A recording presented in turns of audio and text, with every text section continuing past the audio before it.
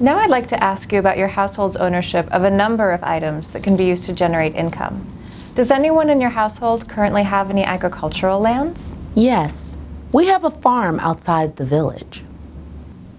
Do you own any of the land your household has? It all belongs to my husband's family. Who would you say can decide whether to sell, rent out, or mortgage this land most of the time? We cannot sell this land. It belongs to the family and to the clan. But if you wanted to sell or give out the land, who would make that decision? My husband would need to consult with his elder brother and the clan. Who would you say can decide to purchase new land most of the time? You cannot buy land unless you have a lot of money. But if your household were to be able to buy new land, who would make that decision? My husband would discuss with me, and we would buy it. Thank you. Now let's talk about different animals. Does anyone in your household currently have any cattle or oxen? Yes, we have. Do you own any? Our ox belongs to my husband.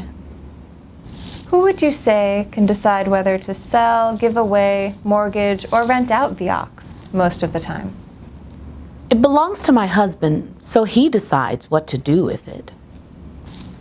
Who would you say can decide whether to purchase a new ox or a new cow most of the time?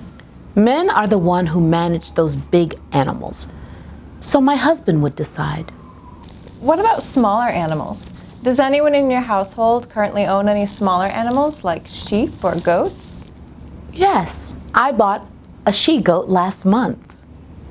Are there any other small animals that you own, either by yourself or with other people? No, we just have one goat, one ox, and a bunch of chickens. Thank you. Who would you say can decide whether to sell, mortgage, or rent out the goat most of the time? Mortgage a goat? I could sell it or give it away, but I would need to consult with my husband before I got rid of it. Goats are money and milk.